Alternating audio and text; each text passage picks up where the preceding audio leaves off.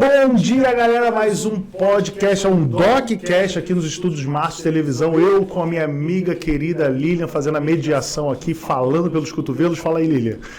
Galera, muito bom dia, como você fala, boa tarde, boa noite. Você está assistindo esse podcast, esse DocCast. E hoje a gente está com um convidado especial, mas antes eu quero falar o seguinte. Ela fala pouco, ela fala quase nada. Eu falo muito. Ainda bem que é vídeo, hoje a gente vai falar de bosta. Hoje nós estamos aqui com um dos maiores especialistas de intestino que existe, na minha opinião, no Brasil e de Food Maps. Se você não sabe o que é Food Maps, calma que você vai saber, do Brasil. Meu querido Márcio André, fala aí, meu irmão. Obrigado aí, pessoal. Uma honra estar aí, obrigado por convite. Pra mim ia ser só áudio, sabia que ia ser filmado, senão ia até... Nada, rapaz, você tá com a beca melhor. Tão bonito.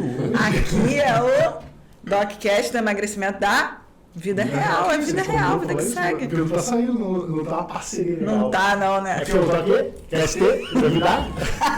Não tô entendendo isso. Mas manda aí, homem, caramba. Peraí, deixa eu apresentar ele, pra galera saber. Fala que ele se formou em tal lugar, que ele veio de tal lugar. Só falar assim, né? O cara fala, pô, tem uma autoridade no intestino, pelo menos a gente sabe disso, né? Cocô é com ele. Cocô é com ele. E aí, pra quem não sabe, o Instagram do Márcio André é Márcio André Nutri, então já bota aí pra seguir, a gente vai deixar aqui na descrição, tá? Nutricionista, pós-graduado em nutrição clínica esportiva funcional, professor na pós-graduação de gastroenterologia, falei certo? Funcional. Coach integral sistêmico, o cara manda bem pra caraca. Fala um pouquinho aí do seu trabalho, Márcio André. Exatamente, quando você falou aí de coach, é bom a gente relacionar que muita gente está com problemas de intestino, tá com um lado emocional também um pouco, né, abalado, e pelo menos a gente tem que ter a gente não faz o trabalho de psicólogo, mas pelo menos sabe em que ponto que a pessoa está de estresse e tudo mais. Exatamente. Hoje o Márcio, ele tem um programa que ele me apresentou, que está aí como recém saído do papel, que é a ligação do intestino com o cérebro. Fala isso aí que muita gente fica escutando essa coisa de o intestino é o segundo cérebro, né? Então a pessoa pensa merda. Tem que Mas explica pra mim, qual é essa conexão real do intestino com o cérebro, cara? O nome do programa é Serotonina, né? E muita gente acha que serotonina é só uma única para deixar alegre, que é da felicidade. Não é bem assim. Trabalha mais para a questão da motilidade, né? Então, a pessoa, né, quando está, por exemplo, com constipação, o termo enfesada, realmente quer dizer que ela está cheia de fezes e isso altera o humor, né, da pessoa, principalmente mulheres. A gente vê muitas mulheres em período pré-menstrual que tem um quadro de constipação que elas, além da TPM, elas possuem esse quadro de estresse aumentado por conta da prisão de ventre. Então, o intestino atua em tudo, né? E te cortando só para pontuar aqui um pouquinho da área da medicina, como a medicina, infelizmente, ainda hoje olha tudo com remédio. Sabe qual é a recomendação do tratamento da TPM? Remédio, ou seja, antidepressivo que aumenta a serotonina. Exatamente. Ou seja, eles estão tapando o buraco. E não é que não funciona. Funciona, pô. Se o problema é serotonina, sim. Só que aqui vamos na causa, vamos aonde começa. Exatamente. Como o Márcio sempre fala, o emagrecimento da vida real foca em tratar a causa, não ficar ali tampando os sintomas. Porque é o que ele falou, funciona. Tá melhorando os sintomas. Exatamente. E, Márcio, só te perguntar uma coisa, cara, porque hoje em dia não tem mais aquela divisão de isso aqui é do médico, isso aqui é do nutricionista, isso aqui é do coach, isso aqui é do psicólogo.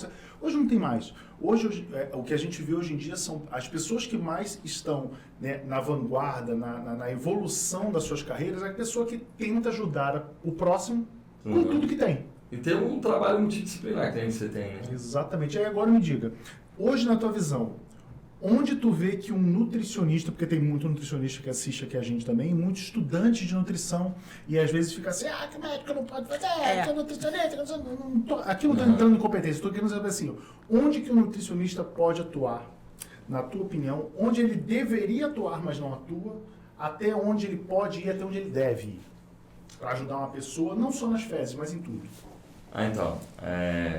Não considerando só alimentação, eu acho que hoje o nutricionista ele tem uma gama de coisas para trabalhar que é quase que medicação. A gente não pode querer medicalizar a nutrição. A gente tem que saber que o alimento é a primeira linha de defesa, a primeira coisa que a gente tem que priorizar é a alimentação, hidratação e tudo mais, né, que envolve o alimento.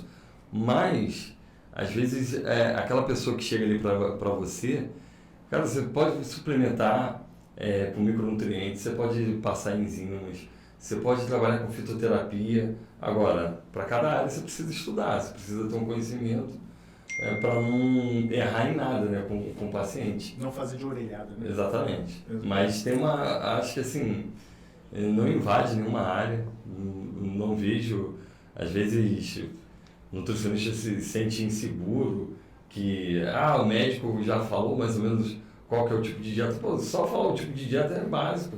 Hoje, pelo YouTube, a pessoa descobre qual tipo de dieta que ela precisa fazer. Eu falo pra pessoa, quando um paciente chega aqui assim pra mim, não, eu vim aqui pra você me dizer o que comer. Tá brincando. Meu irmão, Exato. Pizza ou salada? Exato. Chocolate ou maçã? Tu sabe o que comer. A pergunta é por que você não come. E esse eu vejo um dos vilões muito grandes da nutrição. Não sei qual a opinião da Lília, como que a nutricionista sai formada, né? Achando, né, aquele negócio que a gente discutiu da última vez, achando que o problema da pessoa é a comida.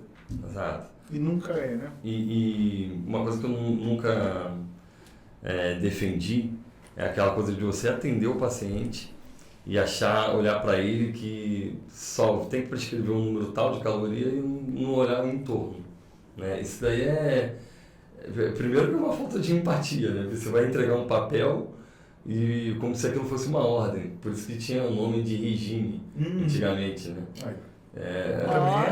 História, hein? E quando você fala regime, você remete a regime militar, regime. Então assim, você tem que falar, olha, a gente está propondo um plano alimentar, né, que você pode variar, que você muda seu estilo de vida. Isso daqui é um ponto inicial para você. Aí eu pego muito pelo lado emocional também, porque às vezes a pessoa é mãe, mas ela vai ser avó. Então assim, como é que você quer chegar nessa fase? Às vezes a mulher tem 18 anos, mas ela vai passar por uma menopausa. Como é que você visualiza chegando nessa fase da menopausa? Então assim, trabalhar com o presente, a forma mais fácil que a pessoa pode adaptar e vendo o ganho que ela vai ter no futuro. Você está me dizendo, então, que a atitude alimentar hoje, você pode resumir como um investimento para o futuro. Um depósito que eu deposito agora em relação, como se a comida fosse um ato que eu vou depositar aqui no caixa eletrônico. Exatamente. E eu vou sacar lá na frente o quê? O que eu quero sacar? Então, é basicamente isso que você fala para o seu paciente. A comida, eu falo que é muita questão de energia, né? A pessoa julgar aquela energia que ela está colocando para dentro de si. Né? Vem ali calorias, né? Então ali está a energia. Então, energia boa ou energia ruim? Né? O grande vilão é por que você está comendo. Né? E muita gente não sabe o porquê está comendo, ou até sabe por que está comendo. Está comendo para tampar um buraco emocional.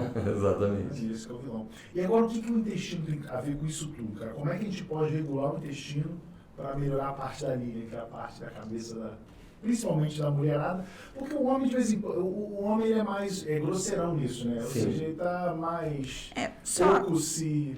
Vou fazer uma pergunta, foi bom que você falou. Que eu percebo que o intestino da mulher é diferente do intestino do homem. Raramente você vê um homem com prisão de ventre. Agora, mulheres... Mas é cultural isso também. Você acha que é cultural ou faz parte da... O homem com 3 dias de namoro já tá indo no banheiro da casa da namorada. A mulher para ir num banheiro público ou num banheiro na casa de alguém, ela se priva muito, se prende. É questão de vergonha, de timidez. Ou seja, desde pequenininha a mãe já vai passando dizendo assim... tem várias lendas, né? Tem lendas de que a mulher engravidava em privada dos outros, e isso é cultural. Sim. Caramba, é mesmo, né? Tem aquele negócio, porque quando é criança, bebezinho, todo mundo cai na mesma coisa, tanto menino quanto menina. Então, onde é que essa diferença começa, né? Parte para esse lado cultural e também hormonal, né? Porque a mulherada tem aquela gangorra hormonal a vida toda, né? Da misturação até chegar na menopausa. Então tem um pouquinho aí de hormonal. Tem Show a parte de bola. hormonal, gravidez, É muito comum na gravidez a mulher ter constipação, mas é porque a mulher está se adaptando à parte hormonal ali, então, para uma outra vida.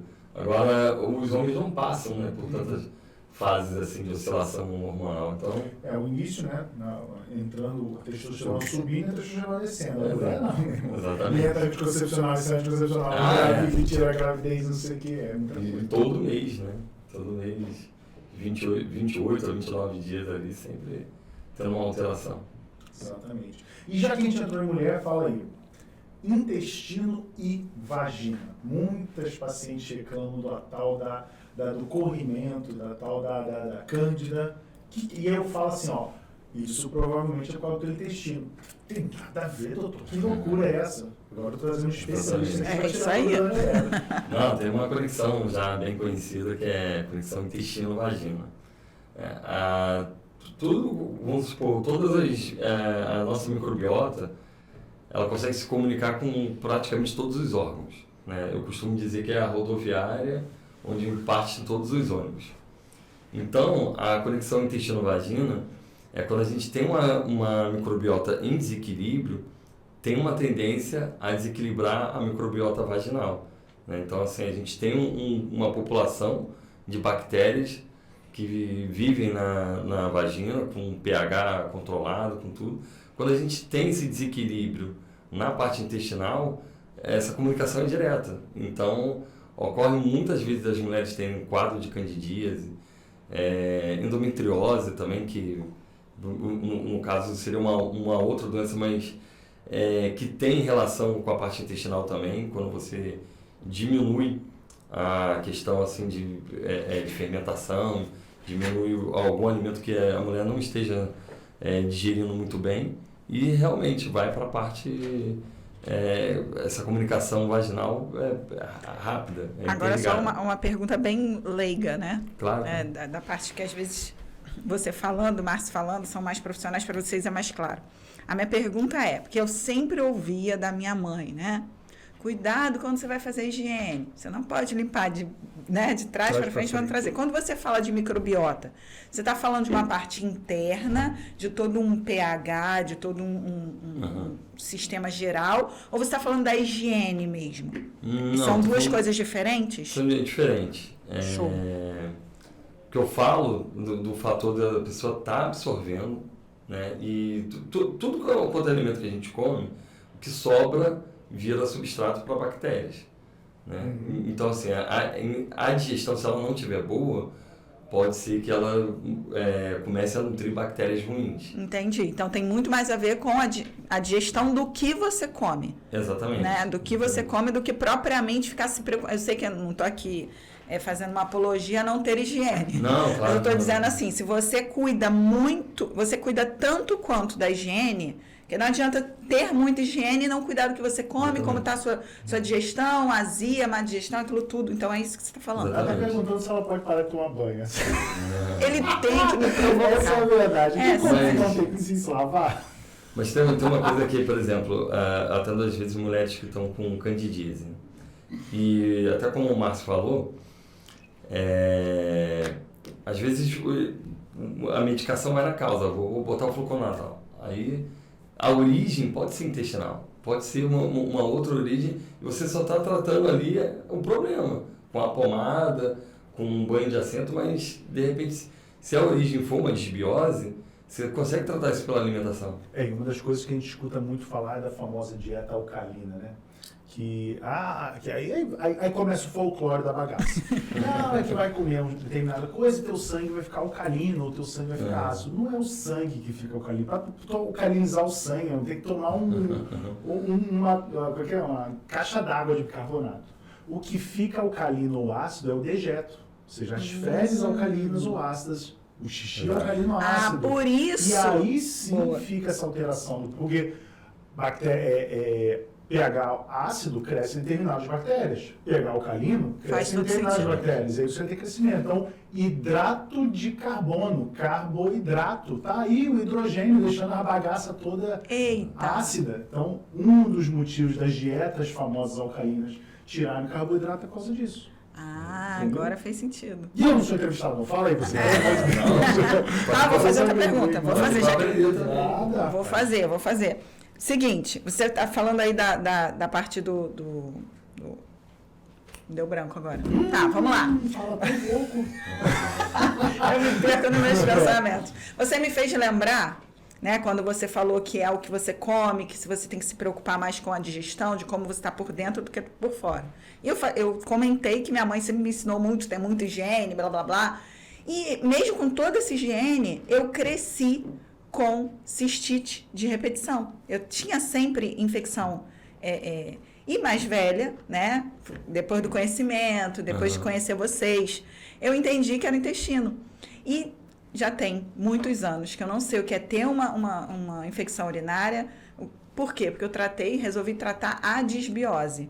Então, coisas que a gente tem, né? Azia, má digestão, cólica, sentia várias cólicas, eu achava que eram meus ovários. Não, era meu intestino que estava inflamado, dava aquelas pontadas horríveis. Então, hoje a gente vê muito o intestino sendo enxergado. Por que eu estou falando isso? Fui para casa da minha mãe esse final de semana, a cachorrinha da minha mãe, cheia de alergia, fazendo um monte de tratamento, nada, e foi num... Aí ela falou assim para mim, Lília, fala pro Márcio que eu fui num veterinário que é igual a ele. Ela quis dizer igual por quê? Porque o tratamento do veterinário, igual, né? cara, ele passou probiótico, vai fazer uma limpeza, uma dieta, vai tratar o intestino para tratar a pele do cachorrinho. Ou seja, a gente já vê hoje uma importância muito maior, graças a Deus, ao intestino, mas poucas pessoas ainda têm esse acesso. Tem estudos aqui mostrando síndrome do intestino irritável em cachorros. Até depois compartilho. É bem interessante. É o que a maioria do nutricionista, que eu acho referência, o Murilo fala, né? Se teu cachorro está com uma doença, você muda a dieta. Se ele está acima do peso, você muda a ração. Se ele está caindo pelo, você muda a ração. Não, quando você está com caindo pelo, você toma remédio. Quando você está acima do peso, você toma remédio. Quando você está com intestino ruim, você toma remédio. Faz a mesma coisa com o cachorrinho, troca a tua ração, pô. Eu acho que é um conceito importante. Verdade. Mas manda aí, Lília. Próxima pergunta para o homem. A próxima pergunta. A gente está falando esse mês, né? Instagram do Márcio, a gente está falando sobre fome emocional. E eu gosto muito, depois que eu descobri, eu gosto muito de estudar sobre intestino. E eu vi que emoções e intestino tem muito a ver. E aí você está falando que a sua saúde intestinal tem muito a ver com o que come. E aí, como que fica a compulsão alimentar e o intestino? Porque muitas das vezes eu estou tratando no psicólogo, tratando compulsão alimentar, tratando depressão, mas não estou tratando a saúde intestinal. Que relação é essa? É uma ligação direta. O intestino tem uma ligação que aí a gente chama de intestino eixo cérebro via nervo vago. E aí o que ocorre? Por exemplo, se a pessoa está com um quadro, mais uma vez, de disbiose, ela pode estar com essa comunicação direto, mandando sinais e que a pessoa pode ficar estressada. Você já viu o caso assim, por exemplo, eu vou lembrar um caso meu, entrevista de emprego. Vai fazer entrevista de emprego, dá uma dor de barriga. Eu era novo, estava tenso, aí cheguei, e aquele estresse já comunicou do cérebro para o intestino. Mas existe a comunicação do intestino para o cérebro também. Show. Ninguém sabe, isso é uma coisa que... qual é a proporção? A gente chuta que 70% para outros falam que é 50%. O que interfere aonde? Se é mais o intestino interferindo no cérebro ou o cérebro interferindo no intestino. Então, assim, é uma ligação direta. A pessoa pode disparar um quadro de depressão, estresse, através da alimentação, por má alimentação. Então, assim, olha para a câmera e fala para a galera, porque o que a gente vê aí, Márcia, é uma mensagem séria mesmo, o que a gente vê de gente hoje, e eu vejo pelos amigos dos meus filhos, adolescentes, tomando antidepressivo, com problemas emocionais seríssimos. Hoje a gente está no Setembro Amarelo, que é uma campanha de suicídio, e muita gente suicidando por conta de depressão E hoje a gente vive uma disfunção alimentar, né? Exato. Cultural. Então, você como especialista, fala uma mensagem para as mães, para as pessoas se preocuparem mais um pouco com essa parte de alimentação e emoções. Com toda certeza.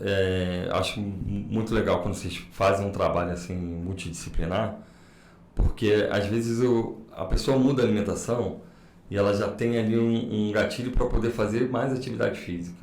Cara, botou essas duas atividades em dia, né? Uma não é atividade, né? É uma rotina. Você criando essa rotina, você já muda muita coisa, né? O esporte também salva muita gente. A atividade física, ela já produz endorfina. Então, tem um monte de coisa ligada ali com um simples ato. A pessoa realmente começar pela alimentação, acho que sei lá, não vou puxar um pouco para um lado, mas é o principal. Assim, tanto que o nosso programa de emagrecimento da vida real, o primeiro pilar é o nutricional. É o nutricional. Sim, porque, Márcio, é o primeiro para todo mundo? Não. Tem gente que já está fazendo a nutrição direitinho, a alimentação direitinho, mas ainda está ruim. Mas na grande maioria da galera, exatamente, o que está cagado é a comida. Por exemplo, se eu pegar aqui para nutrição esportiva, para a pessoa ganhar massa magra, o que vai importar mais é até a intensidade do treino. Né, as outras coisas vão entrar como suplemento.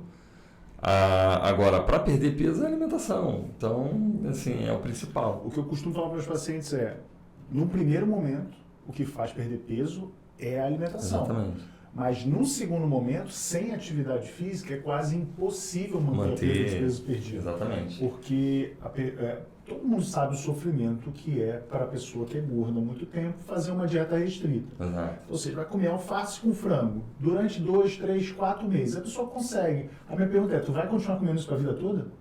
Porque a tendência é você ir ficando mais velha, os hormônios ir caindo, o metabolismo ir diminuindo e aí o peso vai voltando. Então, se você não tiver uma forma de aumentar a tua taxa metabólica com exercício, vai ser salada com frango pro resto da vida. Tu aguenta? Eu não aguento. Não, e até não é legal, né? Assim, o que eu atendo hoje são muitas pessoas que estão com um quadro de disbiose porque não estão variando a alimentação. Então, assim, quando a gente fala que na nossa microbiota a gente precisa ter uma diversidade de bactérias, é porque você precisa realmente variar a alimentação. Então, tem gente que acha que, eu vou comer frango com batata doce todo dia e à tarde vai ser um iogurte com granola. Nada contra nenhum dos quatro. Só que se você coloca isso todo dia, você não tem uma diversidade boa de bactérias e você pode gerar um quadro de desbiose, pode gerar inflamação, pode gerar obesidade até. É aquele negócio que eu falo, né? Por exemplo, se uma pessoa obesa, né? Ela está comendo hambúrguer com batata frita e pizza, tá? Para tampar um buraco emocional. O resultado disso é ela engordar. Qual é a diferença, tá? Qual é a diferença, falando no sentido geral, de um bodybuilder que está comendo frango com batata doce para atingir um objetivo de, sei lá, ganho de dinheiro, ganho de fama e ganho tanquinho? A única diferença é a motivação, mas o uso da comida como instrumento é igual. Exato. Não está usando a comida. Aí por isso que você vê, não, mas o cara está com o abdômen tanquinho, show, mas isso não quer dizer que ele esteja saudável. Às vezes ele está pagando um preço alto demais para ter aquele resultado, como o obeso também está fazendo. Ou seja, minha vida é estressante, eu odeio meu trabalho, eu estou com problema na família, eu vou comer pizza. Você está pagando um preço alto demais para o que você está comendo. Aí sim, top de probióticos, porque eles têm um conhecimento e falam assim, cara, eu estou fazendo isso aqui para ter um resultado, mas pelo menos eu vou tomar isso aqui, isso aqui, isso aqui. Show? E estavam pensando que legal, porque o cara está pagando um preço pelo resultado que ele quer ter. Agora, o obeso não, o obeso está sentando o pau na comida e não está nem aí para o resultado, porque está trazendo felicidade. E aí muita gente chega aqui no consultório, Márcio, fala a seguinte frase, meu amigo, eu não posso tirar a comida de você ainda. Eu não posso fazer uma dieta contigo, porque tu está usando a comida como remédio. Exato. Se eu tirar o remédio, a pessoa piora. Então, às vezes tem gente que tá tão ruim, meu irmão, tá tão deprimido, tá tão pra baixo, que se tu tira a comida, eu vou fazer, agora eu vou comer alface, o cara vai se matar. E aí eu pergunto pros dois, quando tá nesse nível, você sabe o que tem para fazer, você sabe. o que fazer? Qual seria o meu primeiro passo, assim? Porque falar, começa mudando a alimentação, todo mundo sabe. Legal, começa mudando. Mas começar mudando a alimentação, você entende que é abrangente demais? Qual o primeiro passo esse cara que está usando a comida como remédio poderia dar? Quer começar? Vai lá, a pergunta é tua. Vamos lá. Uma coisa que assim, tem que tirar também um conceito que é de vó, né? Que a criança gordinha é a criança bem nutrida. O obeso ele é desnutrido por natureza. Porque o que ele é desnutrido? Porque ele está consumindo um grupo de alimentos.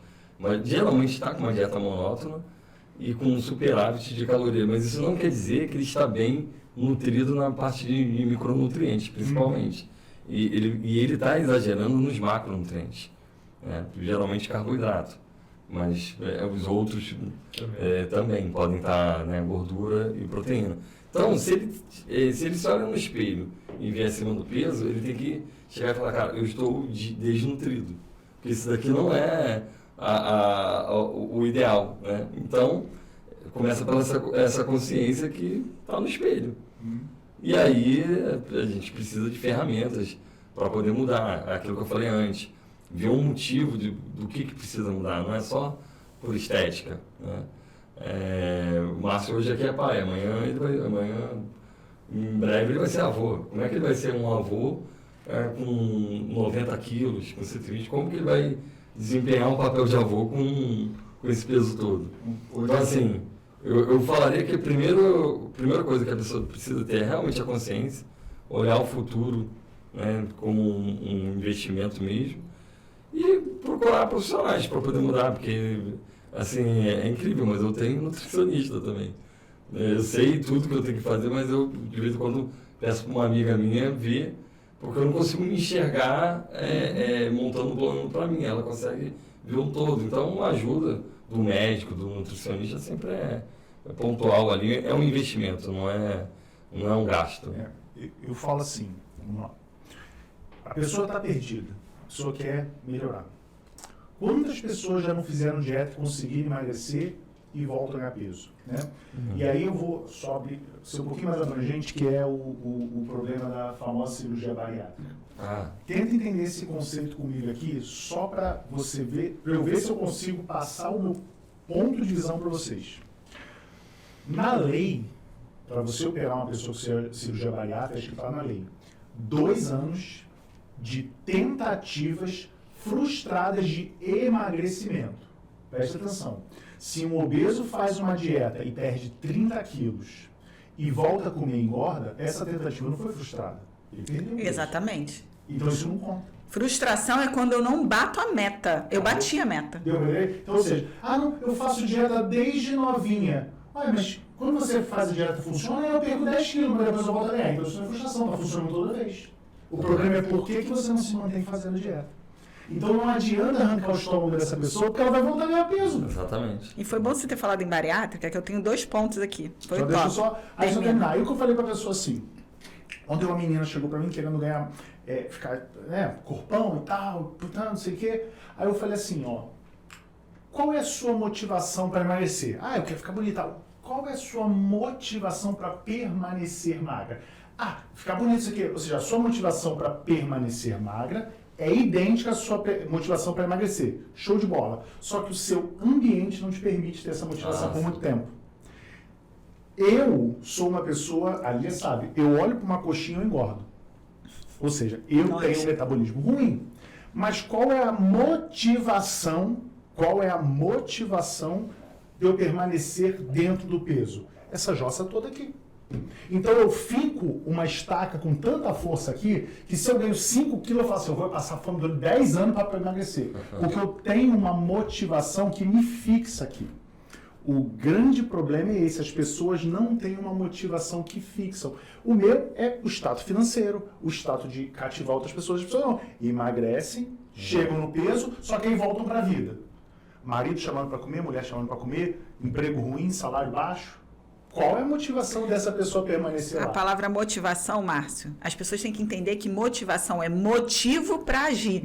Só que elas entendem motivação como alguém empurrando. Verdade. Alguém falando, vai, vai, vai. Isso não é motivação. Isso é incentivo. Vou guardar isso aí pra mim. Isso é incentivo. Motivação é o motivo que você tem para agir. O Márcio acabou de definir isso. Exatamente. Eu tenho um motivo para fazer isso. Então, quando eu tenho um motivo, eu vou lá e tenho a ação.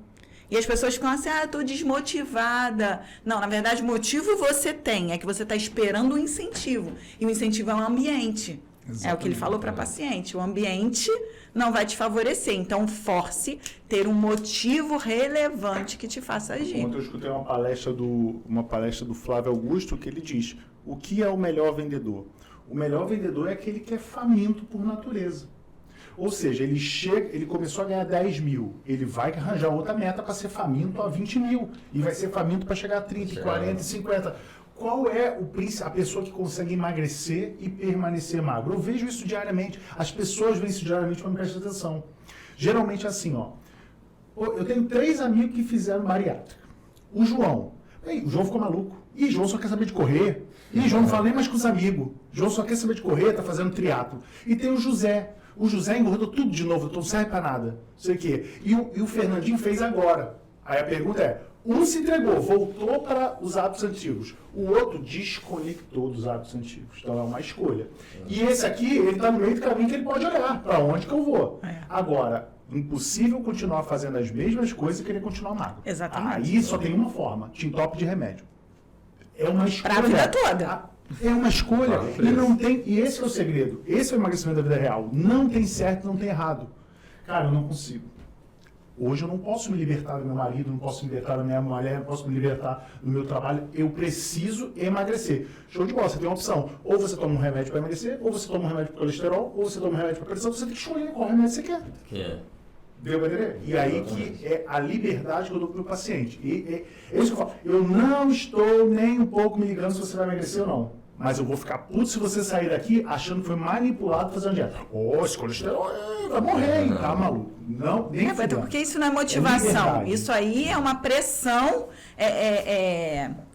ditadora de medo. Exatamente. Medo. Aí você vai por medo. Eu, por exemplo, eu trabalho com um tipo de dieta, né? Um protocolo que é para melhorar a saúde gastrointestinal. A partir do momento que a pessoa melhora ali, ela começa a entender as escolhas dela.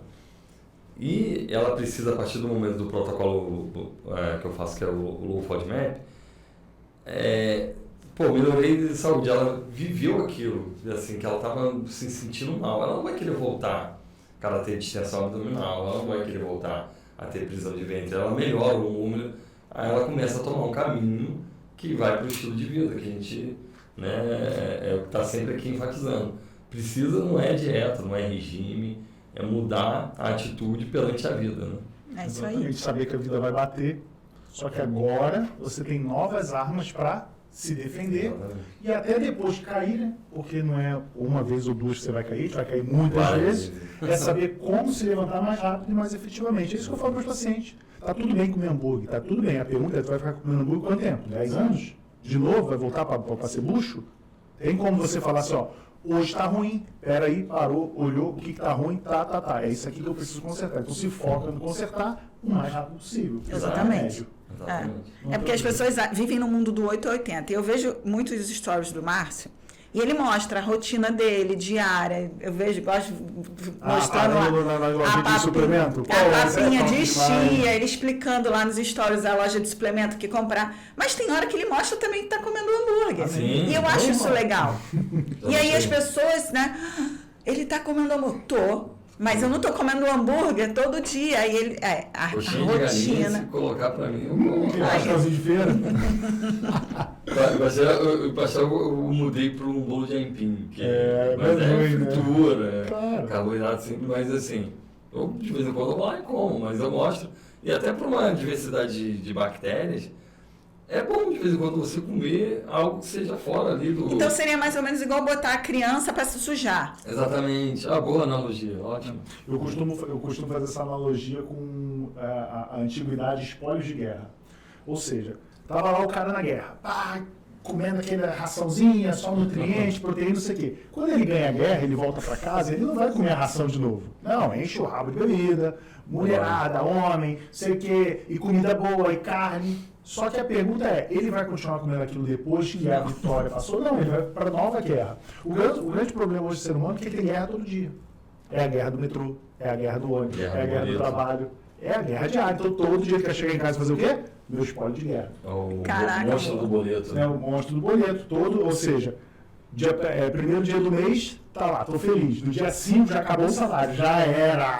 Começa o sofrimento. Olha, eu já me vi assim, por exemplo, eu trabalhava no centro da cidade do Rio, e aquele estresse e tudo mais, aí você descia no centro, aí tinha um camelô lá vendendo aquele chocolate lance e chá. Cara, você tá estressado, você bate o olho ali, você Tu vê que é sempre na saída. Eu acabei de... Camelô tá aqui por minha causa.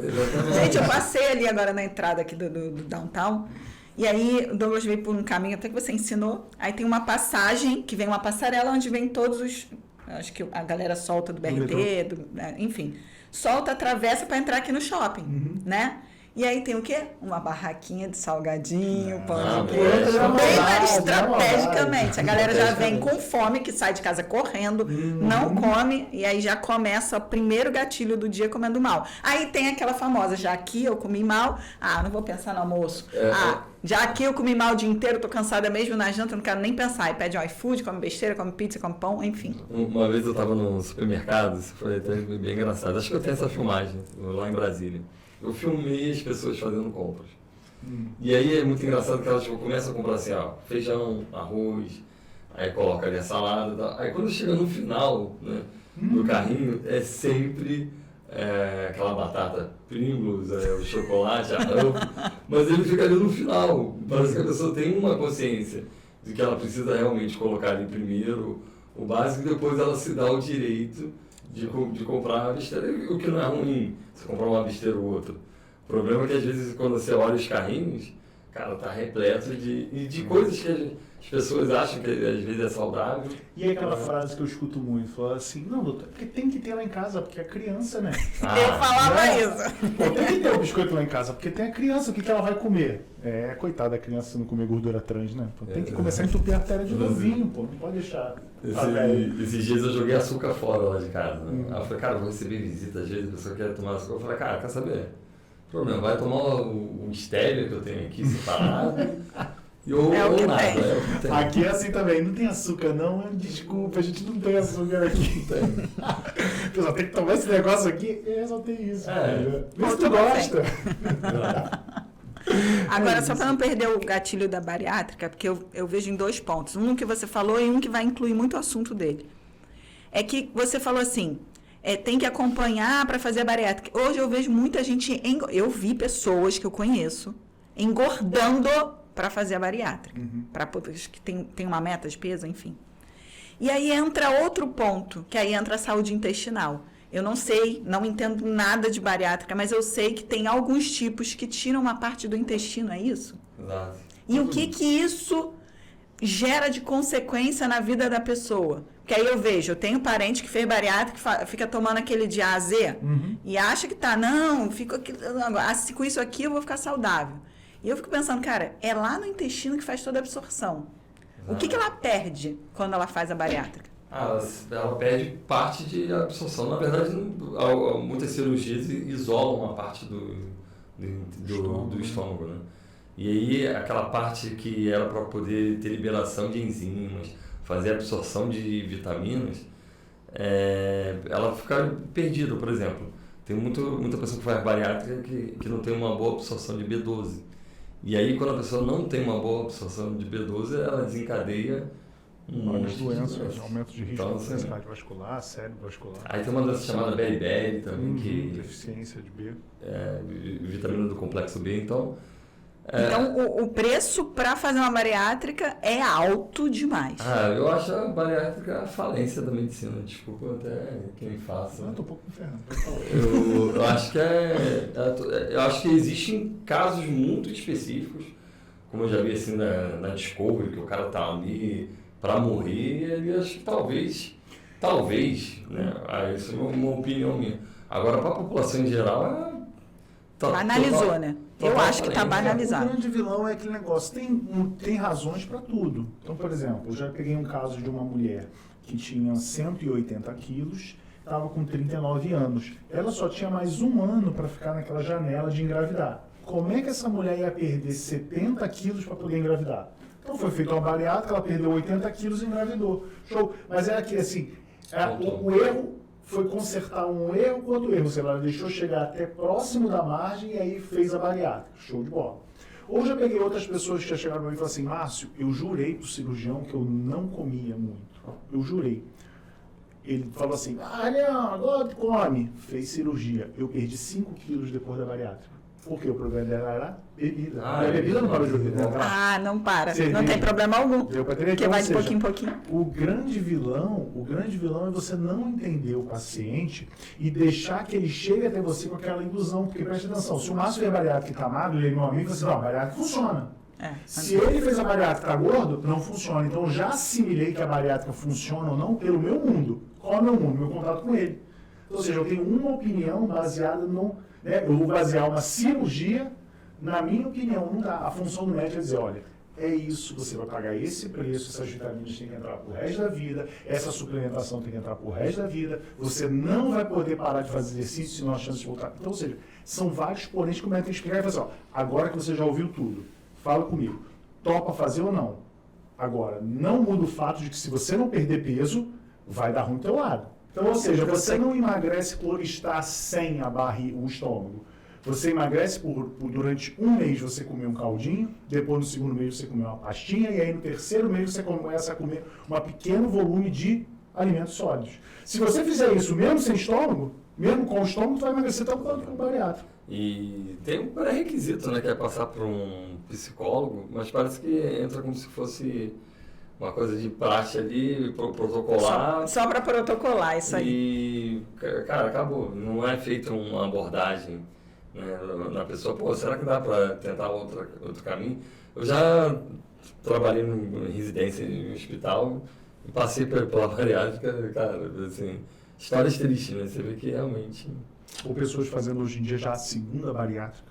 Né? Já vi. De novo, faz a bariátrica. Eu já vi vários motivos. De novo, não é que a bariátrica não funcione. Pelo amor de Deus, para pessoas certas ela é uma boa indicação. O problema é generalizar. Exato. Ele não tem que fazer a segunda, aí faz a terceira, arranca o estômago, liga a boca direto no rabo. A banalização é que é perigosa. Essa coisa do eu vou engordar para fazer a bariátrica porque a bariátrica é mais rápido. Eu vou engordar porque assim eu tenho um aporte para fazer uma cirurgia plástica. Já vi esse caso também. Bastante. Então essas motivações é que são erradas. Eu estava conversando com um cirurgião plástico e ele estava falando que às vezes tem paciente que quer fazer a cirurgia para colocar silicone, está tão acima do peso que ele não pode, né? O risco anestésico é grande, a pessoa a anestesia nem pega no obeso, né? Sim, vai ficando mais difícil, tem que diluir mais. E aí complica, ele tem que pedir agora para a pessoa passar por um programa nutricional para poder colocar silicone. Né? Porque assim, também não vejo muito motivo. Se você a mulher colocar silicone, se tiver, né, com acima do peso. Seria muito grande. É isso aí. E aí, gostou da conversa? Gostei do nosso papo. Pô, eu vou chamar mais vezes aqui o Márcio para participar da gente aí. Topa ou não topa? Claro. Tem muito assunto, né? Eu dormi aqui hoje.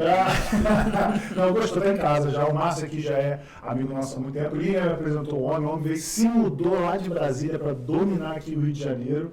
Hoje em dia tá dominando essa parte de intestino e alimentação. Food Map, que eu quero que ele volte aqui só para falar disso. A gente não falou nada dos Food Maps, né? Olha, Márcio, se despede aí, diz aí o que tu achou do novo modelo. Adorei aqui um bate-papo, né? Se deixar, acho que era o que? Uma hora de duração? Se deixar, a gente ia ficar assim. Vai ficar 10 horas aqui. Vai ficar 5 horas aqui.